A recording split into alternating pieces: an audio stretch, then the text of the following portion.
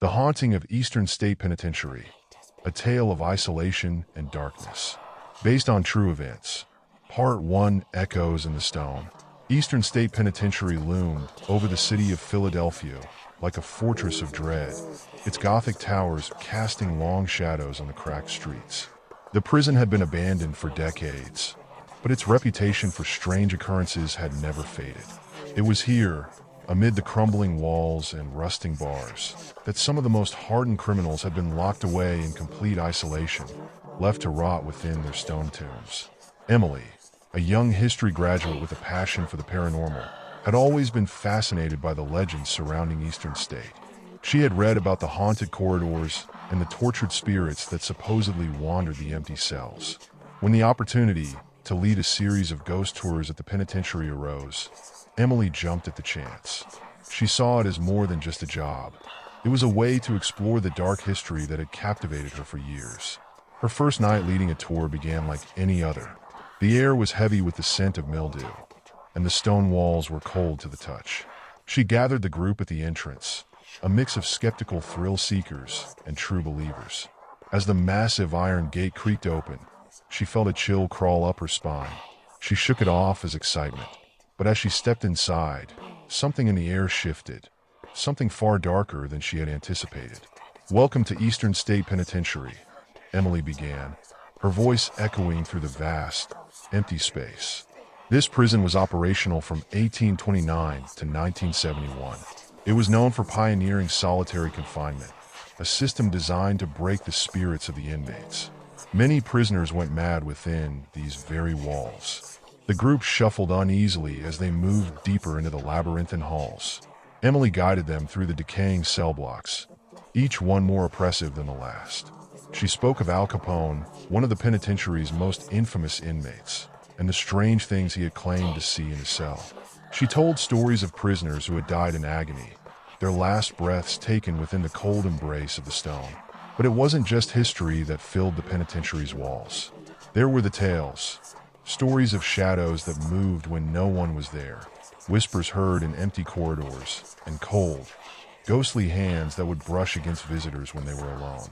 As Emily led the group into cell block 12, one of the most notoriously haunted areas of the prison, she felt the temperature drop. The cell block was dark and narrow, the only light coming from her flashlight and the faint glow of the emergency lights along the floor. The atmosphere was thick with an unsettling energy. "This is where many people claim to have experienced the most activity," she explained, her voice lower now, almost reverent. "They've heard footsteps, disembodied voices, and even seen apparitions. Some say the spirits here are prisoners who went insane during their time in solitary." As she spoke, a soft sound echoed down the corridor, a shuffle, like feet dragging across the floor. The group froze. Emily strained her ears, wondering if one of the tourists had wandered off, but everyone was accounted for. "Did you hear that?" someone whispered. Before Emily could respond, there was another noise, this time a low, almost guttural groan. It seemed to come from one of the cells at the far end of the block. She glanced at the group, their faces pale in the dim light. "Stay together," she instructed, her own heart pounding. She led them toward the source of the sound, her flashlight flickering as though the batteries were failing. As they approached the final cell, the air grew colder still, and the groan turned into a soft, menacing whisper. Suddenly, the flashlight died, plunging them into darkness. Panic swept through the group, and Emily fumbled with the flashlight, her hands trembling. Just as she managed to get it working again, a shadow darted across the narrow passageway in front of them. Too fast to be human, too dark to be natural. A scream pierced the air, and one of the tourists bolted toward the exit. The rest of the group followed in a frenzied rush, leaving Emily standing alone in the silence. She turned slowly toward the cell where the shadow had vanished, her breath coming in shallow gasps. The cell door, which had been tightly closed, was now ajar, creaking softly as if inviting her inside. Emily stepped forward, against her better judgment, her heart hammering in her chest. The cell was pitch black, the walls covered in strange, indecipherable scratches. As she reached the doorway, she felt an overwhelming sense of dread, as though something unseen was watching her. waiting. She shone the flashlight into the cell, and for a split second, she saw it. A figure standing in the corner, hunched and gaunt, its face hidden in shadow. Then, just as quickly as it had appeared, it was gone. Emily stumbled back, her mind racing. The air in the cell had been thick with an oppressive energy, unlike anything she had ever felt before. She knew then that the stories were true. Something dark lingered in Eastern State, and it had noticed her. As she hurried out of the cell block to catch up with the others, the whispers followed her, growing louder with each step. And when she finally reached the entrance, gasping for breath, she knew this was just the beginning of the nightmare. The prison was awake, and its ghosts were hungry for company. Part 2. Beneath the Surface. The next day, Emily couldn't shake the feeling of dread that had settled in her chest. The encounter in cell block 12 had left her rattled, but it also piqued her curiosity. She spent hours researching the history of the penitentiary, diving deeper into the stories of those who had suffered and died within its walls. Her research led her to the tale of Joseph Taylor, a prisoner who had been sentenced to Eastern State in the late 1800s. Taylor had been placed in solitary confinement for assaulting a guard, and he spent years isolated in a tiny cell. According to records, he slowly lost his mind, scratching strange symbols into the walls and speaking to unseen figures. When he was finally found dead, his body was contorted in a grotesque position, his face frozen in a twisted expression of terror. Emily couldn't help but wonder if it was Taylor's spirit she had encountered the night before. She decided to investigate further, hoping to uncover the truth about what lurked in the darkness. That evening, after the tours had ended and the penitentiary was empty, Emily returned to cell block 12. This time, she brought her camera and a voice recorder, determined to document any paranormal activity she might encounter. As she walked through the desolate corridors, the eerie silence pressed in around her. The only sounds were her footsteps echoing off the stone walls and the occasional creak of the old building settling. She reached Taylor's cell and paused outside the door, her breath fogging in the cold air. She turned on the voice recorder and stepped inside, the small room feeling even smaller in the darkness. The walls were still covered in the same strange scratches she had seen the night before, and the air was thick with an unsettling energy. "Joseph Taylor," she said softly, her voice trembling. "If you're here, can you give me a sign?" For a moment, there was only silence. Then, the temperature dropped sharply, and a faint whisper filled the room. It was barely audible, but it sent a shiver down Emily's spine. She glanced at the voice recorder, its red light blinking steadily. She could hear the blood pounding in her ears, and her hands began to shake. "Can you tell me why you're still here?" she asked, her voice barely above a whisper. The response was immediate. A loud bang echoed from the hallway, followed by the unmistakable sound of footsteps, slow and deliberate, moving toward her. Emily's heart raced as she stepped back, her flashlight flickering again. The footsteps stopped just outside the cell, and she held her breath, waiting for something, anything, to happen. Suddenly, the door slammed shut, trapping her inside. Panic surged through her, and she rushed to the door, pulling at the handle, but it wouldn't budge. She banged on the door, calling for help, though she knew no one was there to hear her. And then, the whispers returned, louder now, more insistent. They seemed to come from all directions, filling the small cell with a cacophony of voices that she couldn't understand. It was as if 100 lost souls were trying to speak at once, their words blending into a horrifying symphony of despair. In the corner of the cell, the shadows began to move again, twisting and writhing as though alive. Emily stumbled back, her body trembling with fear. The whispers grew louder, and the temperature continued to drop until she could see her breath hanging in the air. She reached for her camera, her hands shaking so badly that she almost dropped it. She snapped a photo of the corner where the shadows were moving, the flash briefly illuminating the cell. And then she saw it, the figure, pale and gaunt, its eyes hollow and its mouth twisted in a silent scream. It stood in the corner, watching her, its presence radiating pure malice.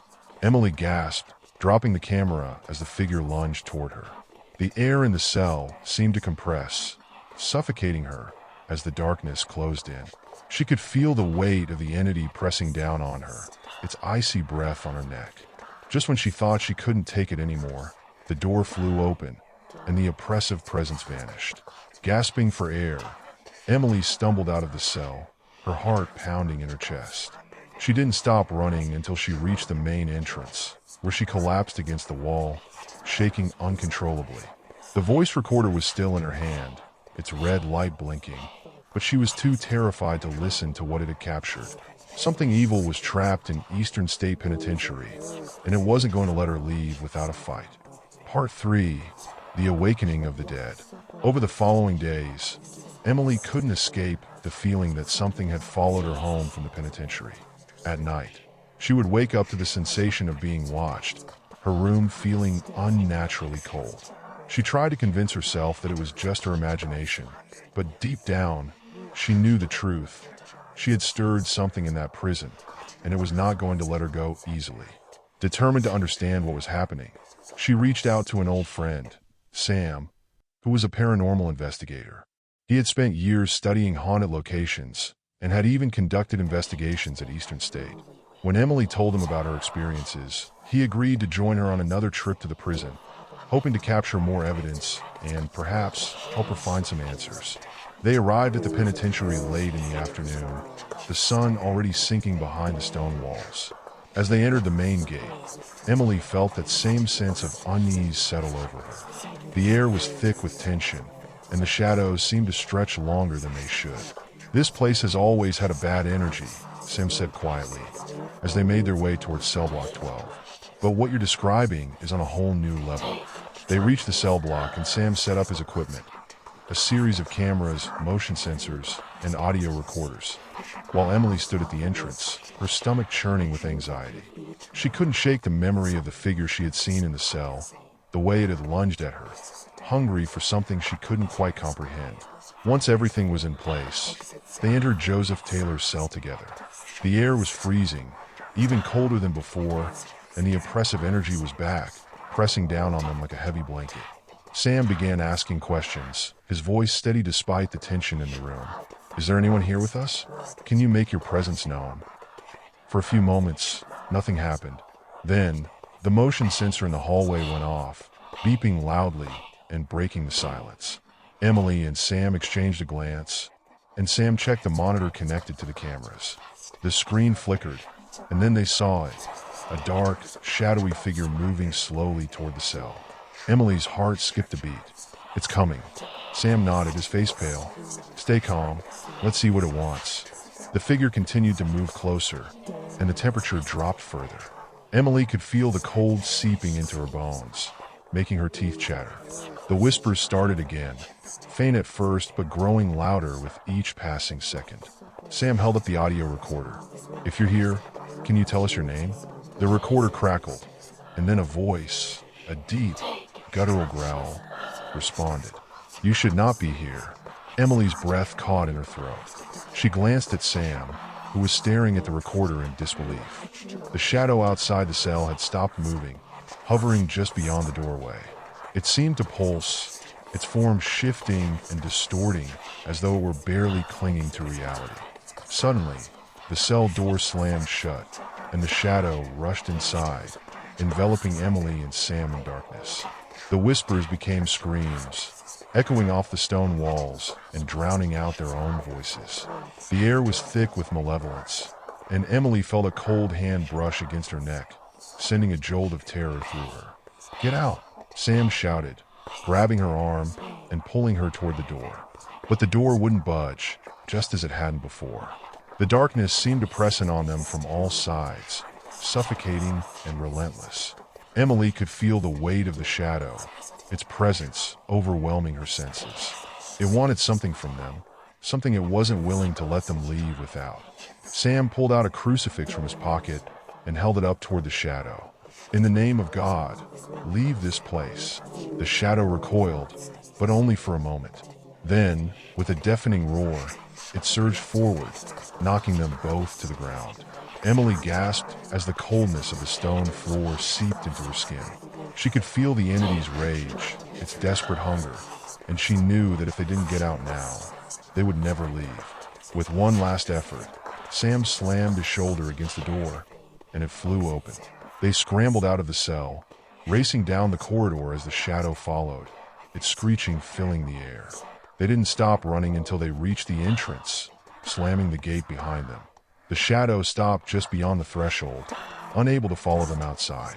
For a moment, they stood in stunned silence, their hearts pounding in their chests. Sam finally broke the silence. That was not human. Emily nodded, her hands still shaking. No, it wasn't. Part 4. The Prison of the Damned. After their harrowing experience, Emily and Sam decided to take a break from Eastern State Penitentiary. But the pull of the prison was too strong. Emily couldn't let go of what had happened there.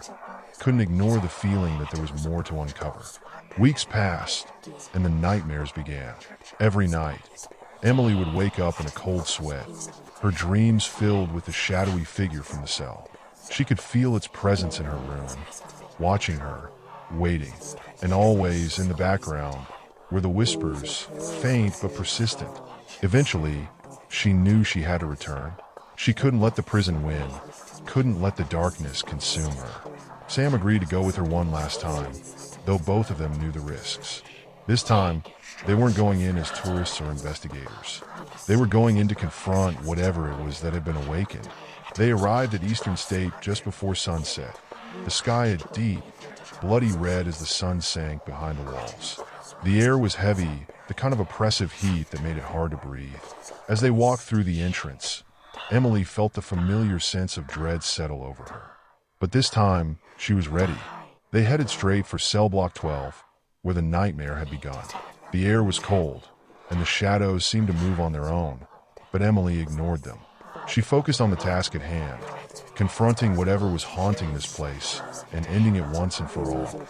They reached Joseph Taylor's cell, and Sam set up his equipment, though neither of them was sure it would help. They both knew that this wasn't about capturing evidence anymore. This was about survival. Emily stepped inside the cell, her heart racing. The scratches on the walls seemed deeper now, more desperate, as though the stone itself was crying out for release. "Joseph," she said softly, "we're here to help you.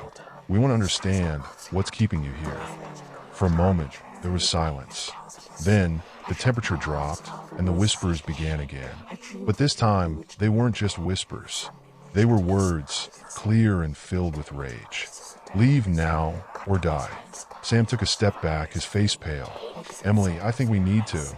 But before he could finish, the door slammed shut, and the darkness enveloped them. Part 5. The Final Stand. The air in the cell was thick with the presence of the entity.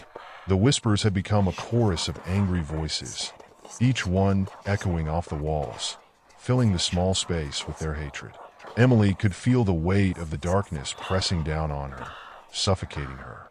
She knew they had made a mistake coming back, but it was too late to leave now. The shadow appeared in the corner of the room, its form twisting and writhing like a mass of black smoke. It moved slowly toward them, its presence radiating malice. "Sam," Emily whispered, "we need to find a way out." Sam nodded, but his face was pale, his eyes wide with fear. He held up the crucifix again, but this time it had no effect. The shadow kept coming, its form growing larger, darker, more oppressive. Emily felt a cold hand brush against her arm, and she shuddered. The voices were growing louder now, screaming at her, telling her to leave, to run, to die. And then she saw it, the black figure in the corner. It wasn't just a shadow. It was a man, gaunt and pale, with hollow eyes and a twisted smile. He was watching her, waiting for something. "Joseph," she whispered, her voice trembling. "Is that you?" The figure didn't respond, but it stepped closer, its eyes locked on hers. Emily took a deep breath and stood her ground. "We're not here to hurt you. We just want to understand what's happening." The figure stopped, and for a moment, the air in the room seemed to still. The whispers faded, and the darkness receded slightly. But then, the figure's smile widened, and the room was filled with a deafening roar. The shadow surged forward, engulfing them both in darkness. Emily screamed as the coldness of the entity washed over her, its icy hands clawing at her skin. She could feel its rage, its desperation, its hunger for something she couldn't give. And then, just as quickly as it had started, it stopped. The door flew open, and the shadow vanished, leaving them gasping for breath in the dim light of the cell. Sam looked at her, his face pale and his eyes wide with shock. What the hell was that? Emily shook her head, her body trembling with fear. I don't know, but I think it was Joseph. They stumbled out of the cell and down the corridor, not stopping until they reached the entrance. As they stood there, panting and shaking, Emily glanced back at the prison. Something had been awakened in Eastern State, something dark and malevolent, and it wasn't going to let them go easily. But for now, they had survived. Epilogue: Emily never returned to Eastern State Penitentiary after that night. She couldn't. The darkness that had followed her home eventually faded, but the memory of what had happened there lingered, haunting her dreams and leaving her with a sense of unease that she couldn't shake. Sam moved away, putting as much distance as he could between himself and the prison. He still worked as a paranormal investigator, but he never spoke of what had happened that night. The penitentiary remained a popular tourist attraction, its reputation for being haunted drawing in thrill seekers from all over the world. But for Emily, it would always be more than just a place of history. It was a prison of the damned, where the spirits of the lost and the broken still lingered, waiting for their next victim. And in the darkest corners of cell block 12, the shadows still waited, watching, hungry for the next soul to wander too close. For those brave enough to enter, Eastern State Penitentiary was a place where nightmares became real, based on true events.